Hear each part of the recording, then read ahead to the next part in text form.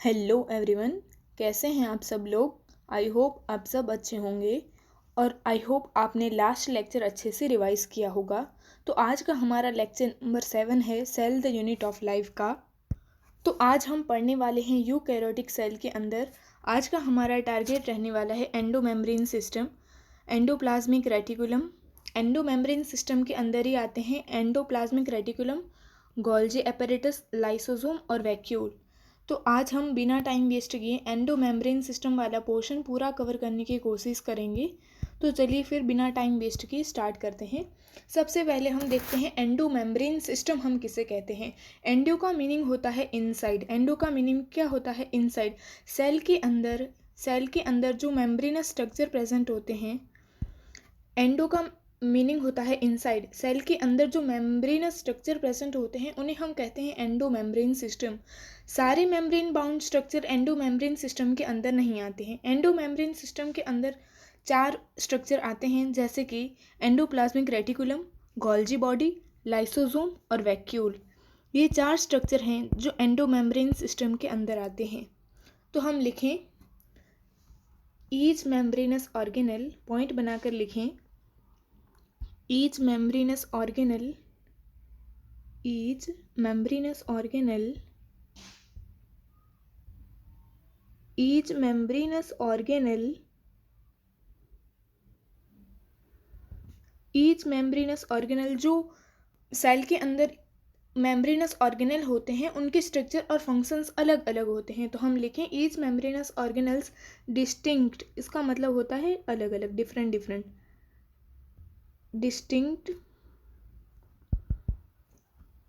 Distinct structure and function. उसके क्या अलग होते हैं? स्ट्रक्चर अलग होते हैं और फंक्शन अलग होते हैं। Structure and function. Many of these, उनमें से बहुत सारे, many of these considered together endomembrane system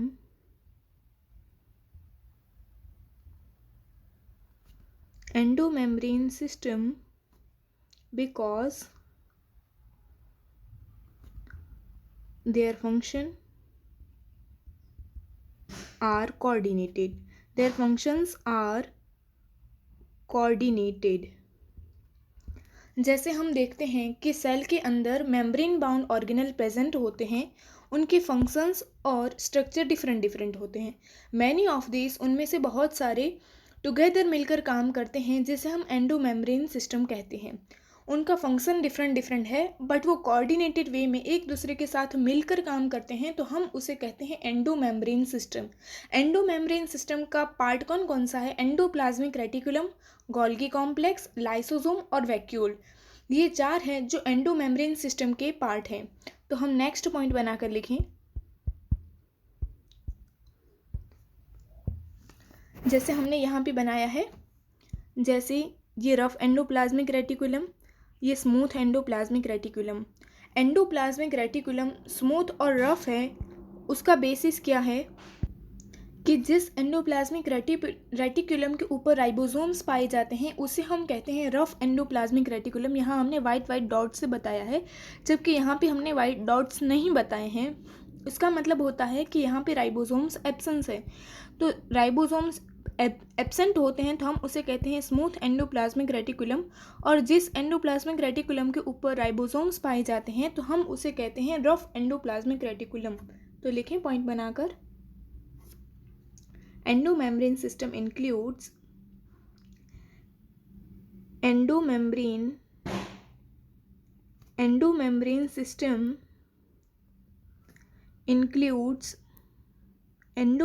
system includes endomembrane system के अंदर क्या क्या आता है? जैसे हमने बनाया है endoplasmic reticulum, endoplasmic reticulum, Golgi complex,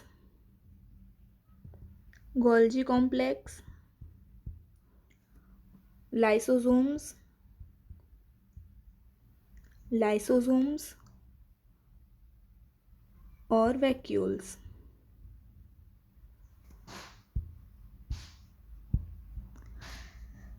endomembrane system के अंदर कौन कौन से पार्ट आते हैं? एंडोमेम्ब्रेन सिस्टम के अंदर आते हैं एंडोप्लाज्मिक रेटिकुलम, जो हमने यहाँ पे ड्रॉ किया है एंडोप्लाज्मिक रेटिकुलम को पिंक कलर से।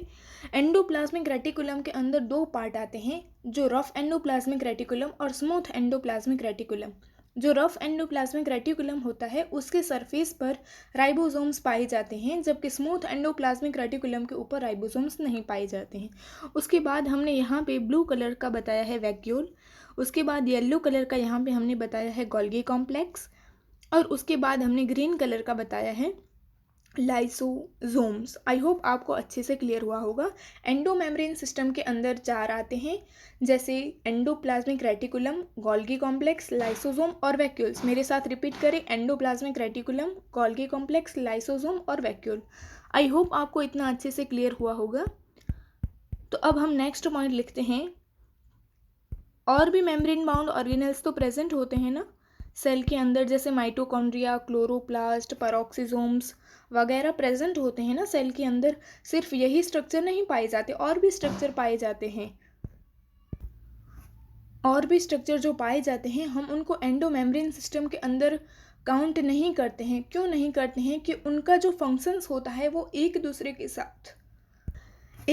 के साथ कोऑर्डिनेटेड वे में नहीं होता है, तो इसीलिए हम उन्हें एंडोमेम्ब्रेन सिस्टम का पार्ट नहीं मानते हैं।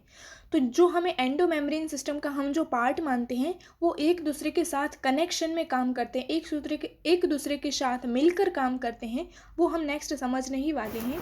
तो मेरे साथ नोट बनाकर लिखें। Functions of mitochondria, functions of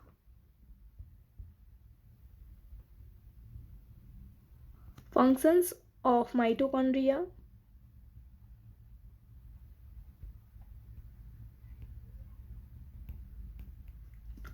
chloroplast and peroxisomes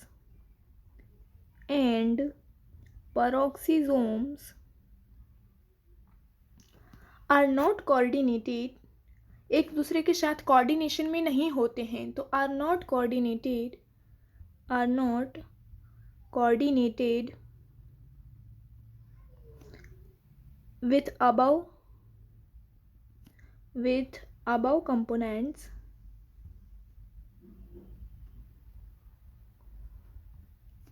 these are not considered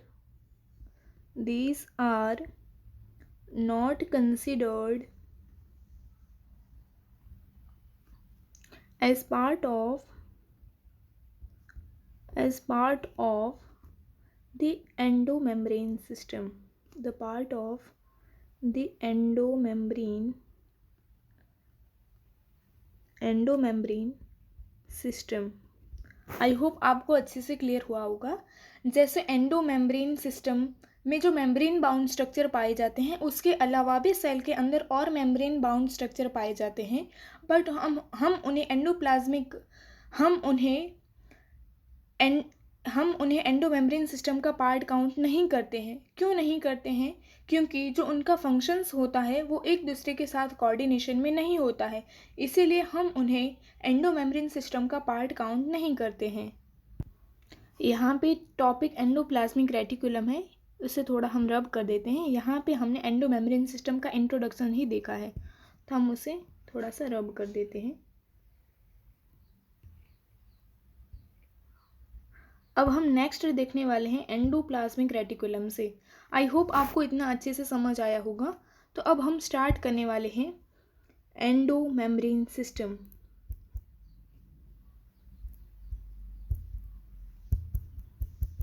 The endomembrane system,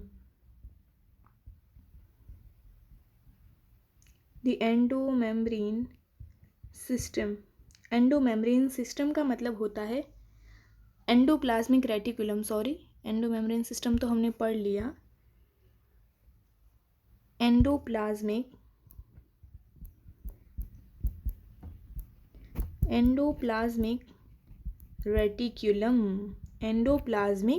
reticulum,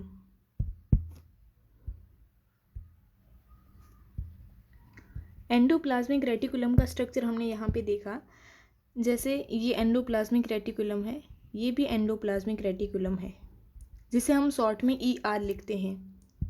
तो जो एंडोप्लाज्मिक रेटिकुलम होता है वो प्रोकैरियोट्स के अंदर एब्सेंट होता है, जबकि यूकैरियोट्स के अंदर प्रेजेंट होता है। तो हम लिखें प्रोकैरियोट्स के अंदर एब्सेंट होता है, जबकि यूकैरियोट्स के अंदर प्रेजेंट होता है। जो एंडोप्लाज्मिक रेटिकुलम है, जो सेल में पाए जाते हैं, हम उसे माइक्रोस्कोप से नहीं देख सकते हैं। उसे देखने के लिए हमें इलेक्ट्रॉन माइक्रोस्कोप की रिक्वायरमेंट होती है। जब इलेक्ट्रॉन माइक्रोस्कोप के अंदर एंडोप्लाज्मिक रेटिकुलम को देखा गया तो हमने एक नेटवर्क सा देखा जो छोटी छोटी ट्यूब्यूलर स्ट्रक्चर जैसा था। उसकी जो आउटर मेम्ब्रेन थी वो थिन थी। हमने साइटोप्लाज्म के अंदर उन्हें देखा, जिसे हमने नाम दिया एंडोप्लाज्मिक रेटिकुलम। एंडोप्लाज्मिक रेटिकुलम को हम माइक्रोस्कोप से नहीं देख सकते, उन्हें हमें इलेक्ट्रॉन माइक्रोस्कोप से देखना पड़ता है। तो हम लिखें electron microscopic studies, electron microscopic studies. Electron microscope की स्टडी ने हमें क्या बताया? Reveal the presence of a network और रेटिकुलम ऑफ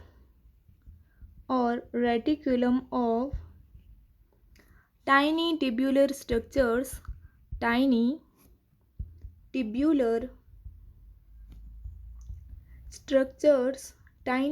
structures का मतलब होता है छोटी छोटी ट्यूब जैसे structures scattered in the cytoplasm। कहाँ भी प्रेजेंट थे? साइटोप्लाज्म के अंदर प्रेजेंट थे। हमने इलेक्ट्रॉन माइक्रोस्कोप से देखा तो जो हमने देखा कि network of tiny tubular structure है वो साइटोप्लाज्म के अंदर प्रेजेंट है, तो हमने उसका नाम दे दिया endoplasmic reticulum. That is called the endoplasmic reticulum. The endoplasmic reticulum, जिसे हम शॉर्ट में ER कहते हैं। उसके बाद जो ER होती है, यहाँ पे हम देख सकते हैं, जिसे हम एंडोप्लाज्मिक रेटिकुलम कहते हैं, वो जो साइटोप्लाज्म होता है उसको 2 कंपार्टमेंट में डिवाइड कर देती है। जैसे ये एंडोप्लाज्मिक रेटिकुलम के अंदर वाला पोर्शन और एंडोप्लाज्मिक रेटिकुलम के बाहर वाला पोर्शन।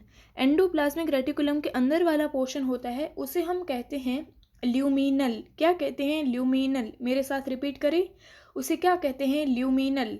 जो कहाँ प्रेजेंट होता है? Inside the endoplasmic reticulum. और जो एक्स्ट्रा ल्यूमिनल होता है, जिसे हम साइटोप्लाज्म कह सकते हैं। आई होप आपको अच्छे से क्लियर हुआ होगा, तो नोट बनाकर लिख लें हम। जो एंडोप्लाज्मिक रेटिकुलम के अंदर प्रेजेंट होता है उसे हम कहते हैं ल्यूमिनल, और जो एंडोप्लाज्मिक रेटिकुलम के बाहर प्रेजेंट होता है हम उसे कहते हैं एक्स्ट्रा ल्यूमिनल, जिसे हम साइटोप्लाज्म भी कह सकते हैं। तो हम लिखें ER डिवाइड्स एंडोप्लाज्मिक रेटिकुलम को शॉर्ट में क्या लिखेंगे? ER divides intracellular space. Cell के अंदर का जो स्पेस होता है उसे हम कहते हैं intracellular space. Intracellular space two distinct compartments,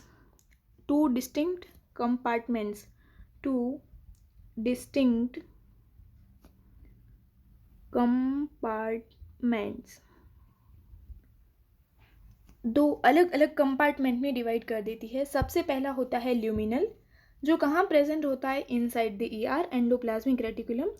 तो सबसे पहले हम लिखें जो ल्यूमिनल वाला पार्ट होता है, और दूसरा होता है एक्स्ट्रा ल्यूमिनल। क्या होता है? एक्स्ट्रा ल्यूमिनल को हम क्या कह सकते हैं? साइटोप्लाज्म भी कह सकते हैं। क्या कह सकते हैं? साइटोप्लाज्म। और जो ल्यूमिनल होता है वो कहाँ प्रेजेंट होता है? एंडोप्लाज्मिक रेटिकुलम के अंदर, inside the ER। Inside ER present होता है, उसे हम कहते हैं ल्यूमिनल। और जो extra luminal it means endoplasmic reticulum के बाहर वाला हिस्सा जिसे हम साइटोप्लाज्म कहते हैं। अभी यहाँ पे हमने देखा था डायग्राम के अंदर कि यहाँ पे हमने देखा था जो न्यूक्लियस के बाहर जो एंडोप्लाज्मिक रेटिकुलम प्रेजेंट है और यहाँ पे एंडोप्लाज्मिक रेटिकुलम प्रेजेंट है। एक एंडोप्लाज्मिक रेटिकुलम के ऊपर राइबोसोम्स अटैच हैं जबकि दूसरे पे नहीं है। तो जिस पे राइबोसोम्स अटैच हैं उसे हम कहते हैं रफ एंडोप्लाज्मिक रेटिकुलम, और जहाँ पे अटैच नहीं है तो हम उसे कहते हैं स्मूथ एंडोप्लाज्मिक रेटिकुलम। तो अब हम डिफरेंसेस करके पढ़ लें रफ एंडोप्लाज्मिक रेटिकुलम और स्मूथ एंडोप्लाज्मिक रेटिकुलम। हमारा टॉपिक कौन सा चल रहा है? एंडोप्लाज्मिक रेटिकुलम वाला हमारा टॉपिक चल रहा है। तो हम लिखें rough endoplasmic reticulum and smooth endoplasmic reticulum. Rough endoplasmic reticulum short में लिखेंगे स्मूथ एंडोप्लाज्मिक रेटिकुलम। तो पॉइंट बनाकर लिखें द एंडोप्लाज्मिक रेटिकुलम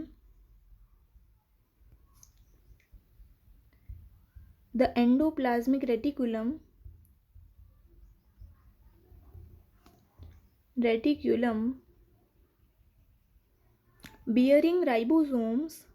क्या प्रेजेंट था रफ एंडोप्लाज्मिक रेटिकुलम के अंदर? याद करिए, बियरिंग राइबोसोम्स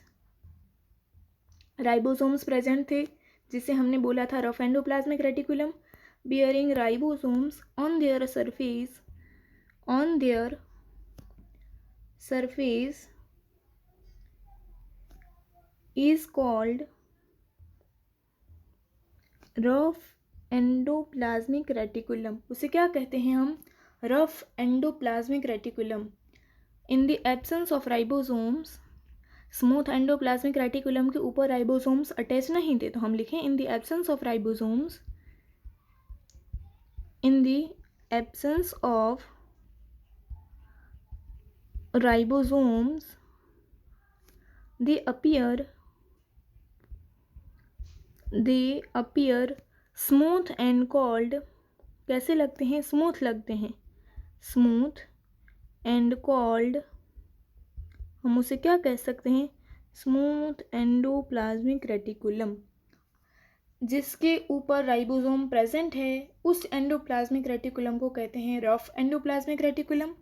जिस एंडोप्लाज्मिक रेटिकुलम के ऊपर राइबोसोम्स अटैच नहीं हैं उसे हम कहते हैं स्मूथ एंडोप्लाज्मिक रेटिकुलम। दूसरा पॉइंट बनाकर लिखें rough endoplasmic reticulum versus smooth endoplasmic reticulum. Rough endoplasmic reticulum कहाँ पाया जाता है? वहाँ पाया जाता है जो सेल्स किसमें इन्वॉल्व होते हैं? प्रोटीन सिंथेसिस और सिक्रीशन। जो सेल प्रोटीन सिंथेसिस और सिक्रीशन में इन्वॉल्व होते हैं वहाँ पे रफ एंडोप्लाज्मिक रेटिकुलम पाया जाता है, क्योंकि प्रोटीन कौन बनवाता है? राइबोसोम से बनवाते हैं, और रफ एंडोप्लाज्मिक रेटिकुलम के ऊपर राइबोसोम्स प्रेजेंट है। तो वो कहाँ पाए जाएंगे? जिस सेल में प्रोटीन सिंथेसिस होता होगा और जहाँ पे सिक्रीशन करना होगा वहाँ पे रफ एंडोप्लाज्मिक रेटिकुलम पाए जाएंगे। तो हम लिखें rough endoplasmic reticulum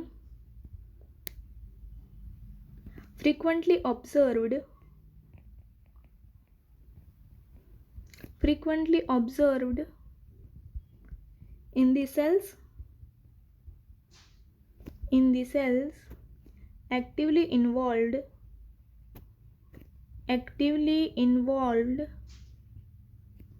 in protein synthesis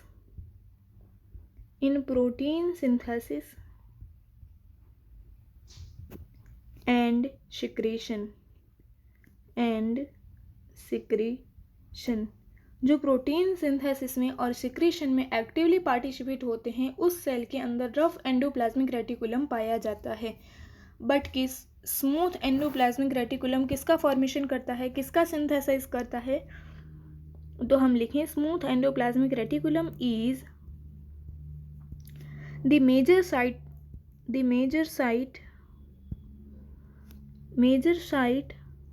for synthesis of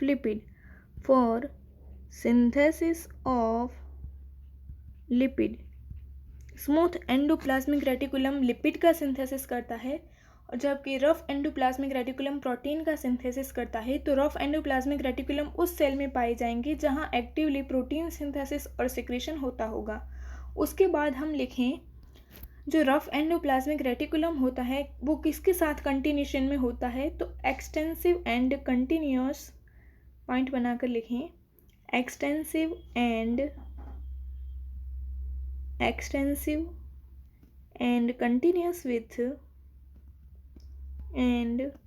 continuous with the outer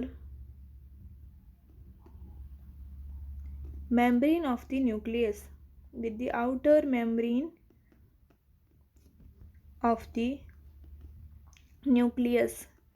जो रफ एंडोप्लाज्मिक रेटिकुलम होता है वो किसके साथ कंटिन्यूशन में होता है, जो न्यूक्लियस की आउटर मेम्ब्रेन होती है उसके साथ वो कंटिन्यूशन में होता है। जैसे यहाँ पे वाइट कलर की हमने बनाई है आउटर कवरिंग ऑफ न्यूक्लियस, उसके साथ कंटिन्यूशन में कौन है, रफ एंडोप्लाज्मिक रेटिकुलम। कौन है उसके साथ कंटिन्यूशन में, रफ एंडोप्लाज्मिक रेटिकुलम। उसके बाद हम देखने वाले हैं एनिमल सेल के अंदर, in animal cells lipid like steroidal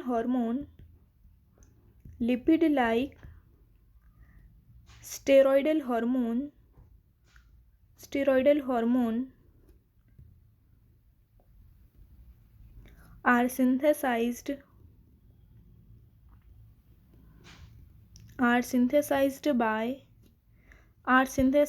in smooth endoplasmic reticulum.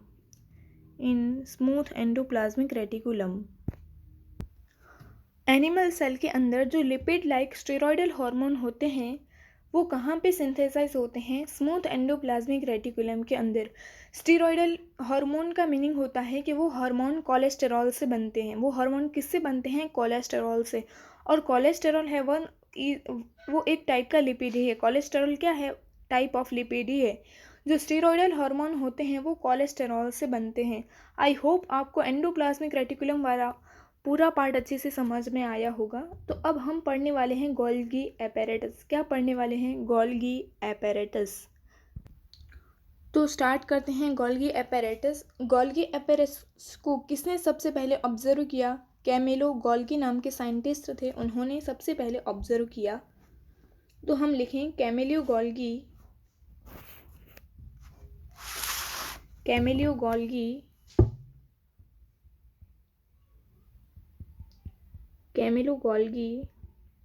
इन 1898 के अंदर, इन 1898 के अंदर सबसे पहले कैमिलो गोल्गी नाम के साइंटिस्ट थे, उन्होंने गोल्गी एपेरेटस को ऑब्जर्व किया।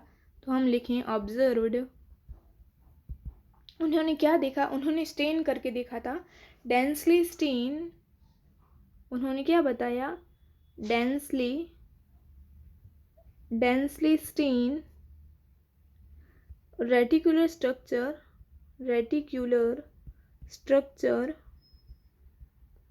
Near the nucleus. उन्होंने क्या देखा, कैमिलो गोल्गी नाम के साइंटिस्ट थे, उन्होंने 1898 के अंदर ऑब्जर्व किया, स्टेन करके उन्होंने ऑब्जर्व किया कि न्यूक्लियस के नियर में डेंसली स्टेन रेटिकुलर स्ट्रक्चर पाया जाता है। Densely stain reticular it means कि जाले नेटवर्क होता है, वो स्ट्रक्चर पाया जाता है। तो वो उन्होंने देखा। बट हम देखते हैं एंडोप्लाज्मिक रेटिकुलम के अंदर भी नेटवर्क था, बट वो टिब्यूलर शेप का था एंडोप्लाज्मिक रेटिकुलम, जबकि यहाँ गोल्गी एपेरेटस टिब्यूलर शेप का नहीं होता है। और जो एंडोप्लाज्मिक रेटिकुलम थी उसकी मेम्ब्रेन थोड़ी सी थिन होती है, जबकि गोल्गी एपेरेटस की थोड़ी सी थिक होती है एज कम्पेयर टू। उसके बाद गोल्गी बॉडी नाम किससे, गोल्गी बॉडी का जो हमने नाम दिया वो किस साइंटिस्ट के बेस पे दिया, जबकि कैमिलो गोल्गी नाम के साइंटिस्ट ने ही ऑब्जर्व किया, तो उन्होंने खुद के ही नाम से उन्होंने बता दिया उसका नाम गोल्गी बॉडीज़। क्या बताया, गोल्गी बॉडीज़। तो हम लिखें दीज वेर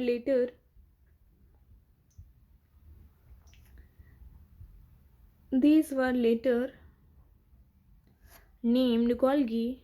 उसके बाद उसका नाम क्या हुआ, गोल्गी बॉडीज़। क्या हुआ, Golgi bodies named Golgi bodies after him, Golgi bodies after him. Golgi body कैसे होते हैं? गोल्गी बॉडी कंसिस्ट, हम लिखें दी consist flat disc shape.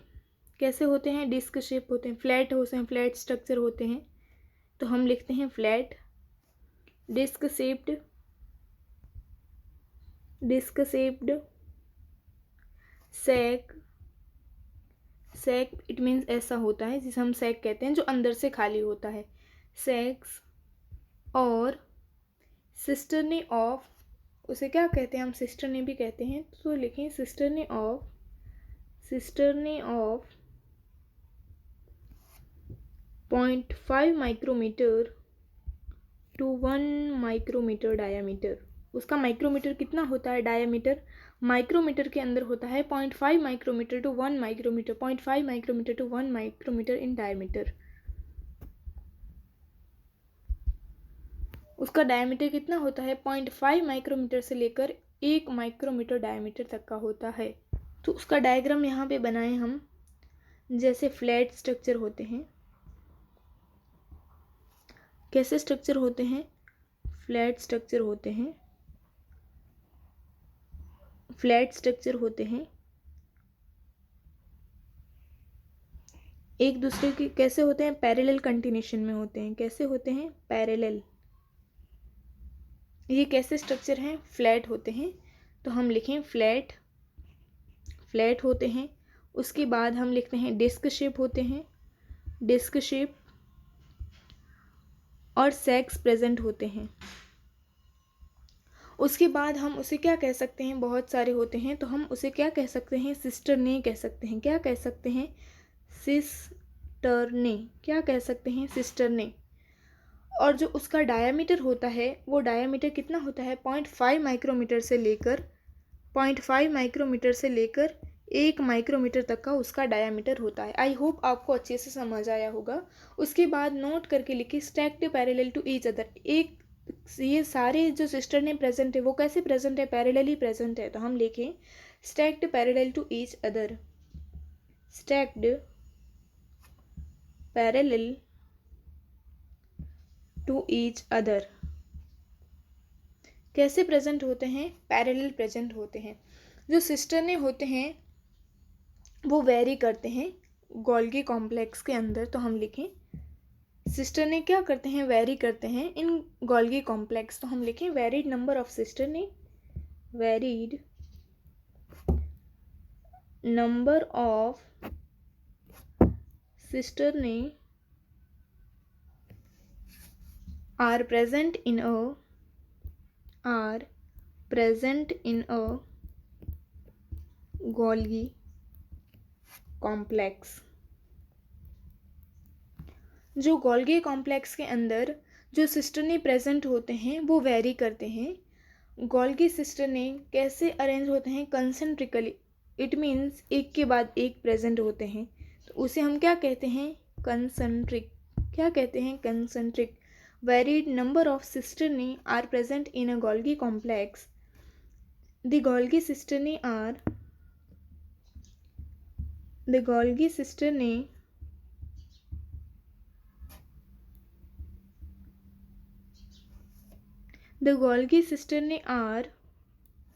concentrically arranged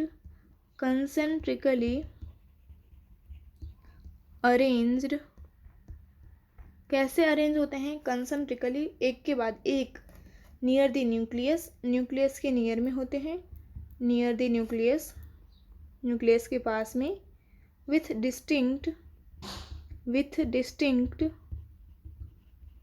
convex सिस और द फॉर्मिंग फेस। इसका मीनिंग समझ लें हम। सबसे पहले जो गोल्गी सिस्टरने होते हैं वो कंसेंट्रिकली अरेंज होते हैं न्यूक्लियस के पास में। जो यहाँ पे न्यूक्लियस है समझ लें आप, उसके बाद ये यहाँ पे प्रेजेंट है, यहाँ पे गोल्गी सिस्टरने प्रेजेंट है न्यूक्लियस के पास में ही। तो ये फेस होता है, हम उसे क्या कहते हैं, उसे हम कहते हैं कॉनकेव। क्या कहते हैं, जैसे हम यहाँ बनाते हैं तो ये फेस होता है कॉनकेव, कॉनकेव। जबकि ये फेस होता है उसे हम कहते हैं कॉन्वेक्स। क्या कहते हैं, सॉरी उल्टा हो गया, थोड़ा हम बना लें अच्छे से, सॉरी। जैसे यहाँ पे हमने बनाया, ये कॉन्वेक्स होता है। क्या होता है, कॉन्वेक्स। और जो अंदर वाला होता है उसे हम क्या कहते हैं, कॉनकेव। क्या कहते हैं, कॉनकेव। जो ऐसे प्रेजेंट होता है हम उसे कहते हैं कॉनकेव, और जो बाहर प्रेजेंट होता है उसे हम कहते हैं कॉन्वेक्स। तो यहाँ पे लिखा है कि गोल्गी सिस्टर ने आर कंसेंट्रिकली अरेंज्ड, ऐसे एक के बाद एक लगे हुए होते हैं, concentrically arranged near the nucleus, nucleus के नज़दीक प्रेजेंट होते हैं। और डिस्टिंक्ट कॉन्वेक्स सिस, उसका जो कॉन्वेक्स और कॉनकेव होता है वो अलग अलग होते हैं, इसीलिए यहाँ पे डिस्टिंक्ट लिखा है। डिस्टिंक्ट कॉन्वेक्स सिस और द फॉर्मिंग फेस, जो कॉन्वेक्स सिस होता है हम उसे क्या कहते हैं, जो यहाँ पे प्रेजेंट दिखाई देता होगा आप, उसे हम क्या, कौन सा फेस कहते हैं, कॉन्वेक्स फेस कहते हैं। जो यहाँ पे हमने दिखाया है उसे हम कहते हैं कॉन्वेक्स फेस। क्या कहते हैं, कॉन्वेक्स फेस, या फिर हम उसे कह सकते हैं सिस फेस, या फिर फॉर्मिंग फेस। आई होप आपको अच्छे से क्लियर हुआ होगा। फॉर्मिंग फेस भी हम उसे कह सकते हैं। क्या क्या कह सकते हैं, कॉन्वेक्स सिस या फिर फॉर्मिंग फेस। क्या कह सकते हैं, कॉन्वेक्स सिस या फिर फॉर्मिंग फेस। आई होप आपको अच्छे से क्लियर हुआ होगा। उसके बाद हम क्या लिखते हैं, जो हमने सिस फेस देख लिया, फॉर्मिंग फेस देख लिया, उसके बाद हम देखेंगे ट्रांस फेस या फिर कॉनकेव फेस। तो दूसरा पॉइंट लिखें,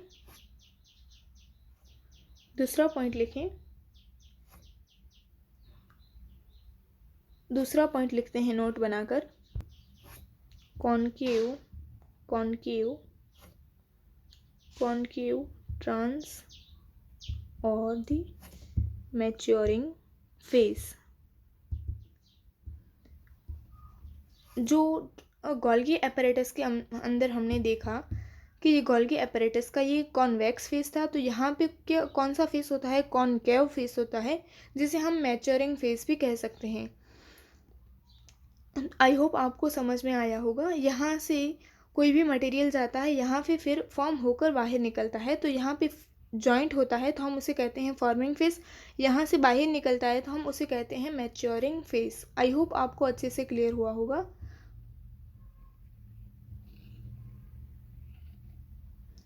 उसके बाद हम देख लेते हैं, जैसे यहाँ स्ट्रक्चर में अंदर डायग्राम के अंदर हमने देखा, जो एंडोप्लाज्मिक रेटिकुलम है वो खुद की प्रोटीन अंदर डालती है, एंडोप्लाज्मिक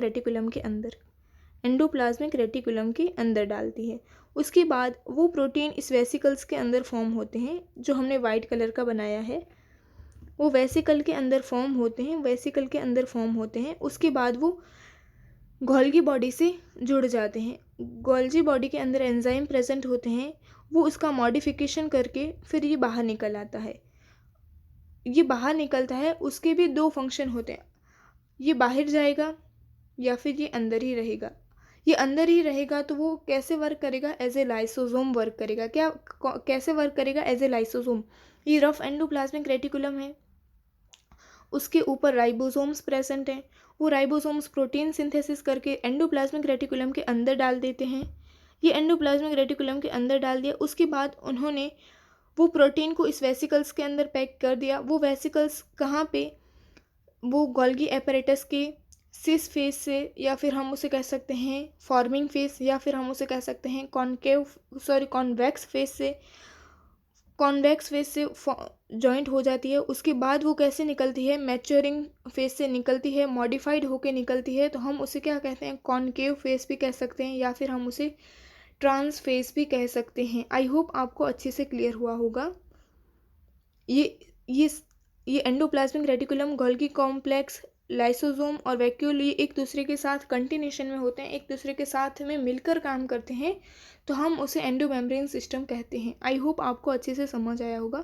ये एंडोमेम्ब्रेन सिस्टम का जो एक दूसरे के साथ एंडोमेम्ब्रेन सिस्टम के अंदर जो आते हैं ना, endoplasmic reticulum, Golgi complex, lysosome, vacuoles, ये सब नीट 2023 के क्वेश्चन में आया था, इसीलिए रिसेंट में ही अभी आया था, अच्छे से उसे समझकर लर्न करना है। आई होप आपको अच्छे से क्लियर हुआ होगा। उसके बाद हम गोल्गी कॉम्प्लेक्स का कौन सा सिस फेज और ट्रांस फेज हमने देख लिया, यहाँ तक हमने देख लिया, मैच्योरिंग फेज तक देख लिया। उसके बाद जो सिस और ट्रांस फेज होते हैं वो डिफरेंट होते हैं बट एक दूसरे के साथ इंटरकनेक्टेड होते हैं। तो हम लिखें, नोट बनाकर लिखें, the cis and trans face of the organelle, the cis and trans face of the organelle are entirely different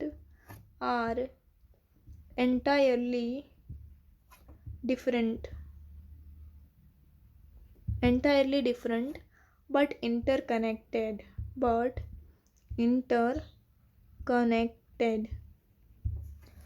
जो सिस और ट्रांस फेज होते हैं वो ऑर्गेनेल के डिफरेंट होते हैं बट एक दूसरे के साथ कनेक्शन में होते हैं। सिस फेज और ट्रांस फेज डिफरेंट होते हैं बट एक दूसरे के साथ कनेक्टेड होते हैं। उसके बाद दूसरा पॉइंट लिखें हम, जैसे जो गोल्गी एपरेटस है उसका फंक्शन क्या होता है? उसका फंक्शन होता है जो मटेरियल है उसका पैकेजिंग करना या फिर मटेरियल का पैकेजिंग करके उसे सेल के बाहर भेजना या फिर सेल के अंदर ही रखना। हमने यहाँ डायग्राम के अंदर देखा था, यहाँ पे हमने अभी देखा जैसे ये रफ एंडोप्लाज्मिक रेटिकुलम प्रोटीन का सिंथेसिस करके वो प्रोटीन वेसिकल के अंदर आ जाता है। उसके बाद ये गोल्गी कॉम्प्लेक्स के साथ मिलकर मॉडिफाइड होकर फिर एक प्रोडक्ट बनता है या फिर ये बाहर जाता है या सेल के अंदर ही रहता है। अगर वो सेल के अंदर ही रहता है तो हम उसे कहते हैं लाइसोसोम। यही बात हमें लिखना है नोट करके। तो हम लिखें, गोल्गी एपरेटस प्रिंसिपली परफॉर्म्स, या फिर ऐसा भी लिख सकते हैं, Golgi apparatus perform function, the Golgi complex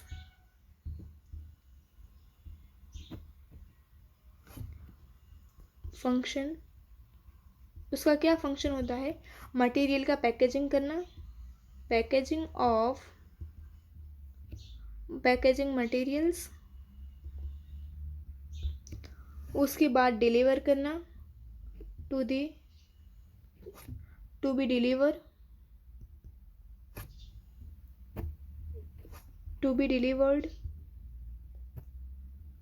either to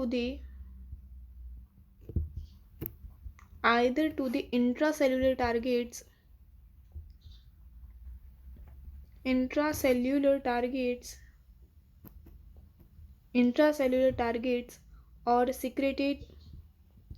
or secreted outside the cell। जो गोल्गी कॉम्प्लेक्स होता है वो मटेरियल का पैकेजिंग करता है। उसके बाद जो पैकेजिंग मटेरियल है वो सेल के बाहर भेजना है या फिर सेल के अंदर ही रखना है, वो कौन तय करता है? वो गोल्गी एपरेटस तय करता है। गोल्गी एपरेटस का वो काम है कि अगर जो पैकेजिंग मटेरियल है उसे बाहर फेंकना है या फिर बाहर फेंकना है या फिर अंदर रखना है, वो गोल्गी एपरेटस से थ्रू होता है। उसके बाद नेक्स्ट पॉइंट लिखें, उसके बाद लिखते हैं next point, material to be packaged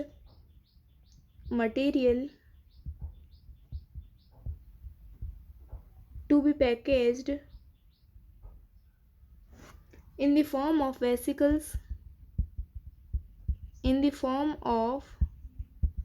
vesicles from the ER। हमने यहाँ पे देखा था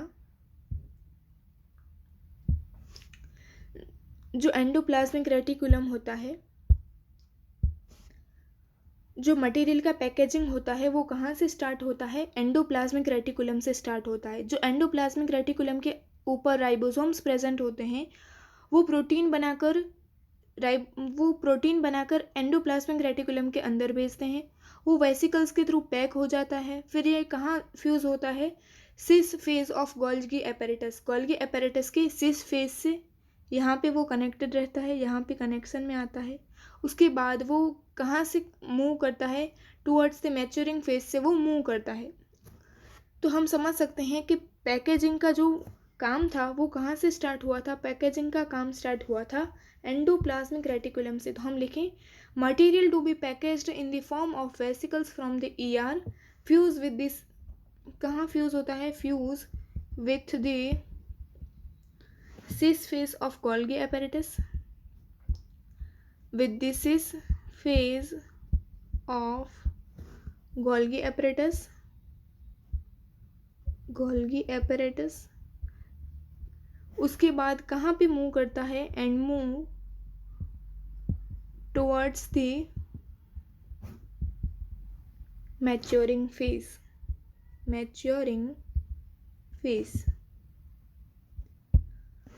जो मटेरियल होता है वो एंडोप्लाज्मिक रेटिकुलम से फ्यूज़ होना स्टार्ट होता है इन द फॉर्म ऑफ वेसिकल्स। उसके बाद वो फ्यूज़ होता है सिस फेज ऑफ गोल्गी apparatus और वो मूव करता है towards the maturing phase of Golgi apparatus। I hope आपको अच्छे से समझ आया होगा। जो मैं बोलती हूँ आप उसे विजुअलाइज करने की पूरी कोशिश कीजिए, आपको अच्छे से समझ आ जाएगा। उसके बाद हम लिखते हैं नेक्स्ट पॉइंट बनाकर लिखें These explains why the Golgi apparatus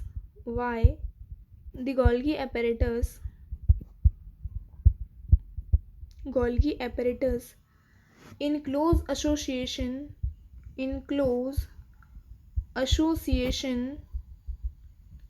with endoplasmic reticulum, with the endoplasmic reticulum.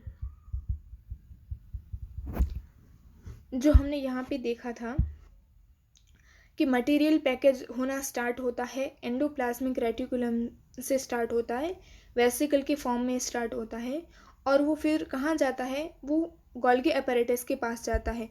तो जो एंडोप्लाज्मिक रेटिकुलम ने बनाया उसके अंदर मॉडिफाइड किया गोल्गी apparatus ने। तो ये दोनों हम समझ सकते हैं कि एक दूसरे के साथ क्यों इतने कॉन्टिनेशन में है। तो हम लिखें दिस एक्सप्लेन्स, ये वो हमने पहले वाला पॉइंट देखा था, वो हमें एक्सप्लेन करता है कि गोल्गी apparatus है वो क्लोज एसोसिएशन में है एंडोप्लाज्मिक रेटिकुलम के, क्योंकि वो जो एंडोप्लाज्मिक रेटिकुलम का जो वेसिकल है वो गोल्गी apparatus के साथ मूव करता है। आई होप आपको समझ में आया होगा। A number of protein synthesized by ribosomes, a number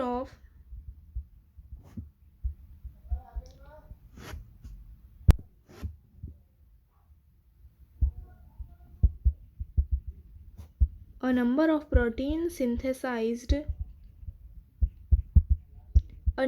protein synthesized by ribosomes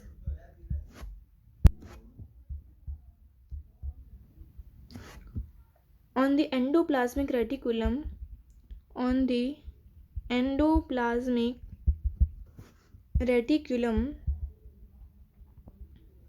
are modified in the cisternae of Golgi apparatus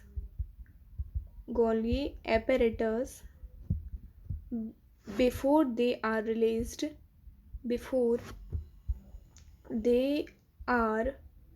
released from its trans phase इसका मतलब होता है कि number of protein synthesized by ribosomes, जो protein का synthesis होता है वो राइबोसोम्स से होता है एंडोप्लाज्मिक रेटिकुलम के अंदर, वो मॉडिफाइड हो जाता है कहाँ पे? जो प्रोटीन का सिंथेसिस हुआ वो वेसिकल्स के थ्रू वो गोल्गी apparatus के सिस्टरने से होता हुआ ट्रांस फेज से वो निकल जाएगा। वो ट्रांस फेज से निकलेगा, रिलीज होगा, तो उसके अंदर वो सिस्टरने होते हैं गोल्गी apparatus के, वो मॉडिफाइड करते हैं इसको। जो एंडोप्लाज्मिक रेटिकुलम के अंदर जो हमने वेसिकल्स बनाए थे वो मॉडिफाइड होता हुआ जाता है, उसके अंदर मॉडिफाइड होता है वो गोल्गी apparatus के थ्रू होता है। तो हम लिखें a number of protein synthesized by ribosomes on the endoplasmic reticulum are modified in the cisternae of Golgi apparatus। जो वेसिकल्स था वो गोल्गी apparatus के सिस्टरने से होता हुआ जाता है, तो उसके अंदर मॉडिफाइड होता है, वो मॉडिफाइड हो जाता है, वो रिलीज़ होने से पहले पहले उसके अंदर मॉडिफाइड हो जाता है। उसके बाद नेक्स्ट पॉइंट लिखें नेक्स्ट पॉइंट लिखें, पॉइंट बनाकर लिखें, Golgi apparatus is the Golgi apparatus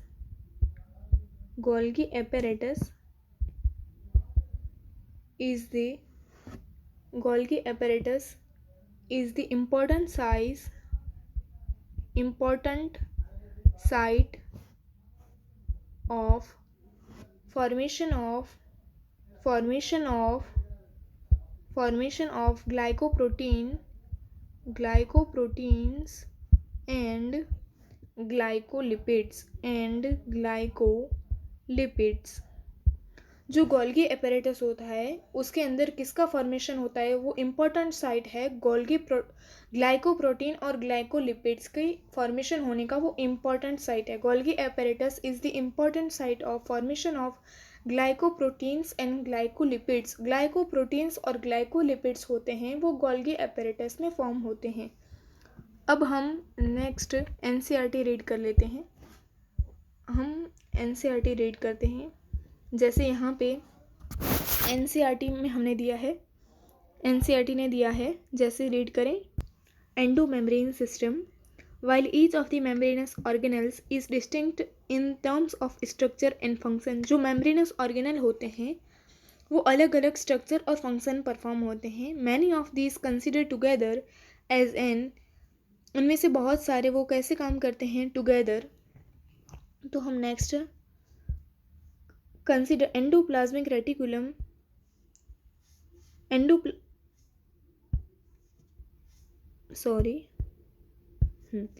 endomembrane system because their functions are coordinated. जो उनके फंक्शंस होते हैं वो एक दूसरे के साथ कोऑर्डिनेटेड वे में होते हैं। The endomembrane system includes endoplasmic reticulum, Golgi complex, lysosomes and vacuoles. Since the function of the mitochondria, chloroplast and peroxisomes are not coordinated with above components, these are not considered as part of the endomembrane system। और भी membrane bound structure है but उनका जो function होता है वो coordinated वे में नहीं होता, इसीलिए हम उन्हें एंडोमेम्ब्रेन सिस्टम का पार्ट नहीं कंसिडर करते हैं। The endoplasmic reticulum, electron microscopic studies of eukaryotic cells reveal the presence of a network of reticulum of tiny tubular structure scattered in the cytoplasm that is called endoplasmic reticulum ER। Hence ER divides intracellular space into two distinct compartments, that is luminal inside the endoplasmic reticulum and extraluminal cytoplasm compartments. जो luminal होता है वो endoplasmic reticulum के inside वाला part होता है, जो extra luminal होता है वो साइटोप्लाज्म होता है। The ER often shows ribosomes attached to their outer surface। The endoplasmic reticulum bearing ribosomes on their surface is called rough endoplasmic reticulum। In the absence of ribosomes they appear smooth and called smooth endoplasmic reticulum। Rough endoplasmic reticulum is frequently observed in the cells actively involved in the protein synthesis and secretion। जो protein synthesis और secretion में actively participate होते हैं उस cell के अंदर rough endoplasmic reticulum present होता है, जबकि outer membrane they are extensive and continuous with the outer membrane of the nucleus. जो रफ एंडोप्लाज्मिक रेटिकुलम होता है वो outer covering of the nucleus से कनेक्शन में होता है। Smooth endoplasmic reticulum is the major site of synthesis of lipid in animal cell. Lipid like steroidal hormone are synthesised by smooth endoplasmic reticulum. I hope आपको अच्छे से clear हुआ होगा। तो अब हम पढ़ने वाले हैं नेक्स्ट एनसीईआरटी का portion.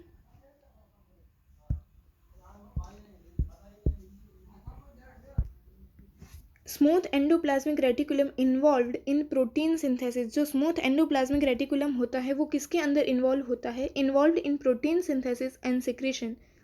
They are extensive and continuous with the outer membrane of the nucleus. The smooth endoplasmic reticulum is the major site of synthesis of lipid.